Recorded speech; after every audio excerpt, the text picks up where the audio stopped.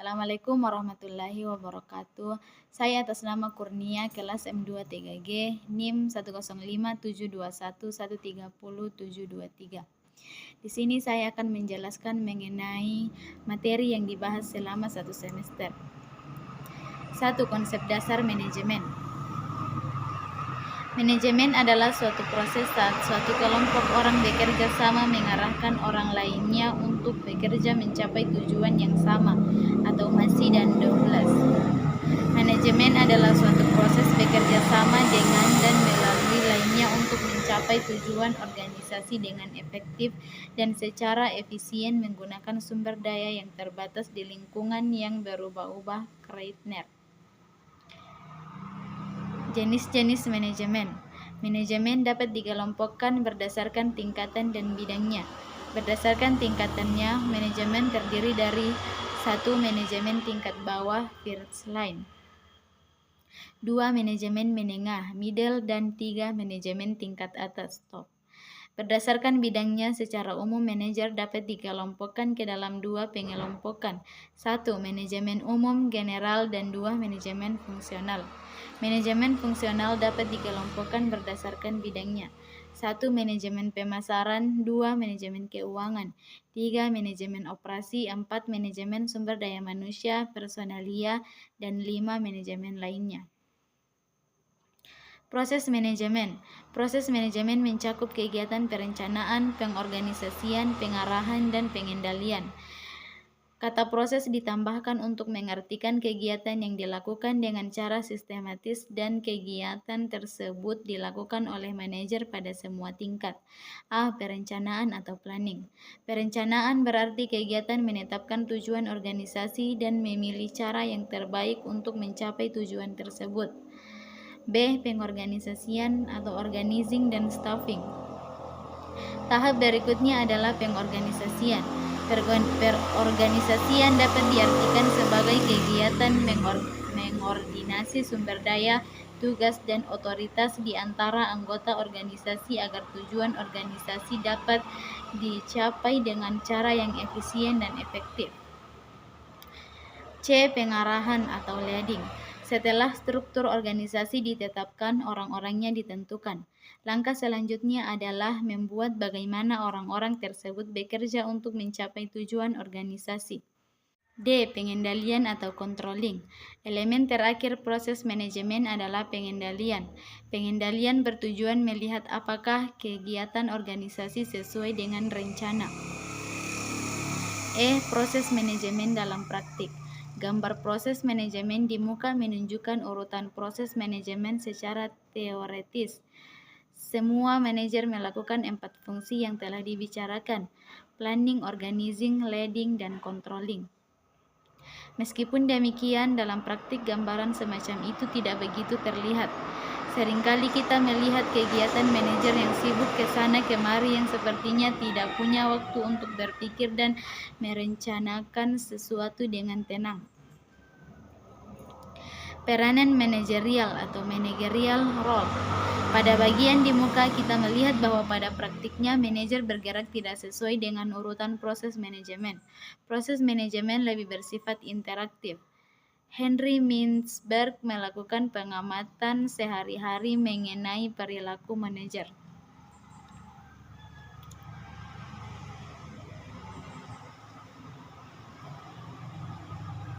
Dua, manajer dalam kegiatan manajemen. Manajer adalah orang yang melaksanakan kegiatan manajemen. Dalam setiap organisasi bisnis, para manajer bertugas untuk memastikan bahwa keseluruhan tujuan yang telah ditetapkan oleh organisasi dapat diwujudkan melalui rangkaian kegiatan manajemen, baik yang bersifat fungsional maupun bersifat operasional. Salah satu tugas atau peran seorang manajer yaitu harus bisa mengatasi konflik yang ada dalam suatu organisasi yang dipimpinnya sehingga setiap konflik itu dapat diselesaikan dengan baik dan tidak ada yang merasa dirugikan. Keahlian yang harus dimiliki oleh seorang manajer. 1. Keahlian teknis atau technical skills, yaitu keahlian yang diperlukan untuk melakukan pekerjaan spesifik tertentu, seperti mengoperasikan komputer, mendesain bangunan, membuat isi out perusahaan, dan lain sebagainya. 2. Keahlian berkomunikasi dan berinteraksi dengan masyarakat, human relation skills, yaitu keahlian dalam memahami dan melakukan interaksi dengan berbagai jenis orang di masyarakat. Di antara contoh keahlian ini misalnya adalah keahlian dalam bernegosiasi, memotivasi, meyakinkan orang, dan lain sebagainya. 3. Keahlian konseptual, conceptual skills, yaitu keahlian dalam berpikir secara abstrak, sistematis, termasuk di dalamnya mendiagnosa dan menganalisis berbagai masalah dalam situasi yang berbeda-beda, bahkan keahlian untuk memprediksi di masa yang akan datang. 4. Keahlian dalam pengambilan keputusan, decision making skills, yaitu keahlian untuk mengidentifikasi masalah sekaligus menawarkan berbagai alternatif solusi atas permasalahan yang dihadapi. 5. Keahlian dalam mengelola waktu, time management skills, yaitu keahlian dalam memanfaatkan waktu secara efektif dan efisien. 6. Keahlian dalam manajemen global, global management skills, yaitu keahlian manajerial yang tidak saja terfokus pada satu keadaan di negara tertentu, akan tetapi juga lintas negara bahkan lintas budaya.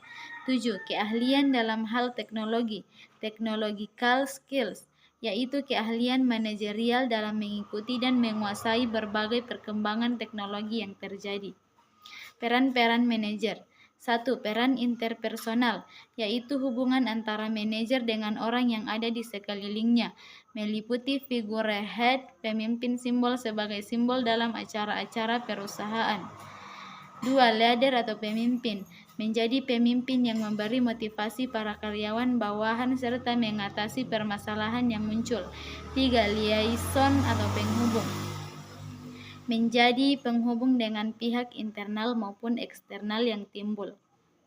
2. Peran informasi adalah peran dalam mengatur informasi yang dimiliki baik yang berasal dari dalam maupun luar organisasi, meliputi 1. Monitor atau pemantau, mengawasi, memantau, mengikuti, mengumpulkan, dan merekam kejadian atau peristiwa yang terjadi baik didapat secara langsung maupun tidak langsung.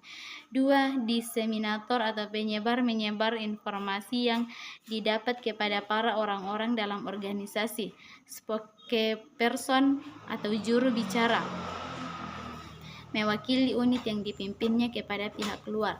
3. Peran pengambil keputusan adalah peran dalam membuat keputusan baik yang ditentukan sendiri maupun yang dihasilkan bersama pihak lain, meliputi 1. Entrepreneur atau kewirausahaan, membuat ide dan kreasi yang kreatif dan inovatif untuk meningkatkan kinerja unit kerja. 2. Disturbance handler atau penyelesai permasalahan, mencari jalan keluar dan solusi terbaik dari setiap persoalan yang timbul. 3. Resource allocator atau pengalokasi sumber daya, menentukan siapa yang menerima sumber daya serta besar sumber dayanya. 4. Negosiator atau negosiator, melakukan negosiasi dengan pihak dalam dan luar untuk kepentingan unit kerja atau perusahaan. Apa itu manajemen? Manajemen adalah proses merencanakan, mengorganisir, memimpin, dan mengendalikan sumber daya sebuah organisasi, termasuk sumber daya manusia, keuangan, dan informasi, untuk mencapai tujuan organisasi secara efektif dan efisien. Fungsi manajemen. 1. Perencanaan atau planning, menetapkan tujuan dan cara terbaik untuk mencapainya. 2. Pengorganisasian atau organizing, menentukan tugas dan penugasan, serta alokasi sumber daya. 3. Pengarahan atau leading, memotivasi dan mengarahkan karyawan, serta mengelola komunikasi dan dinamika kelompok. 4. Pengendalian atau controlling, mengukur kinerja, membandingkannya dengan standar yang telah ditetapkan, dan mengalami tindakan korektif jika diperlukan. Pentingnya manajemen. 1. Mencapai tujuan organisasi. 2. Optimalisasi sumber daya. 3. Mengatasi perubahan. 4. Mengembangkan inovasi. Tingkat manajemen. 1. Manajemen tingkat atas atau top level manajemen, 2. Manajemen tingkat menengah atau middle level management. 3. Manajemen tingkat operasional atau first level management. Karakteristik kompetensi manajemen. 1. Motif atau motives merupakan sesuatu di mana seseorang secara konsisten berpikir sehingga ia melakukan tindakan. 2. Watak atau traits merupakan karakteristik mental seseorang dan konsistensi respon terhadap rangsangan, tekanan, situasi, atau informasi tertentu. Misalnya percaya diri, kontrol diri, stres, atau ketabahan. 3. Konsep diri atau self-concept merupakan tingkah laku, nilai, atau image dari diri pada seorang individu. 4. Pengetahuan knowledge, yaitu suatu informasi spesifik yang dimiliki seseorang. 5. Keahlian skills, yaitu kemampuan seorang individu untuk melakukan aktivitas fisik dan mental. 3. Perkembangan ilmu manajemen. Pengertian ilmu manajemen. Ilmu manajemen adalah bidang studi yang mempelajari konsep, teori, dan praktik yang terkait dengan pengelolaan sumber daya dan proses organisasi untuk mencapai tujuan yang telah ditetapkan. 2. Sejarah manajemen. Sejarah manajemen mencakup perjalanan panjang dari zaman kuno hingga masa kontemporer. Dalam perjalanan ini, berbagai konsep dan praktik telah muncul dan berkembang sesuai dengan kebutuhan dan konteks sosial ekonomi pada waktu itu. Faktor-faktor yang mendorong evolusi pemikiran dalam ilmu manajemen sepanjang sejarah. Perubahan lingkungan bisnis. Perubahan ekonomi, politik, dan sosial memaksa organisasi untuk mengembangkan strategi baru dalam pengelolaan sumber daya. 2. Teknologi dan inovasi. Kemajuan teknologi mempengaruhi cara organisasi beroperasi dan memerlukan adaptasi dalam praktik manajemen. Globalisasi. Pertumbuhan perdagangan internasional mendorong organisasi untuk mengembangkan strategi baru dalam manajemen untuk bersaing global. Faktor-faktor yang mendorong evolusi pemikiran dalam ilmu manajemen sepanjang sejarah. Perubahan sosial dan budaya. Perubahan nilai-nilai sosial dan budaya mempengaruhi harapan dan perilaku karyawan, mendorong perkembangan teori-teori manajemen yang lebih fokus pada kepuasan kerja. 2. Penelitian dan pengembangan teori. Kemajuan dalam penelitian telah membawa pemahaman yang lebih baik tentang prinsip-prinsip manajemen, memicu perkembangan konsep-konsep baru. 3. Persaingan yang ketat. Persaingan yang semakin ketat mendorong organisasi untuk mencari cara baru untuk meningkatkan efisiensi dan inovasi.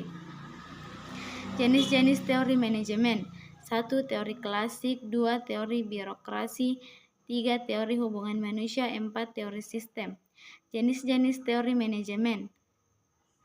5. Teori kontingensi. 6. Teori partisipatif. 7. Teori manajemen strategis. 8. Teori kualitas total atau TQM. 4. Tanggung jawab sosial dan etika manajemen. A. Tanggung jawab sosial. Tanggung jawab sosial juga dikenal sebagai Corporate Social Responsibility atau CSR, adalah komitmen perusahaan untuk berkontribusi pada pengembangan ekonomi, sosial, dan lingkungan.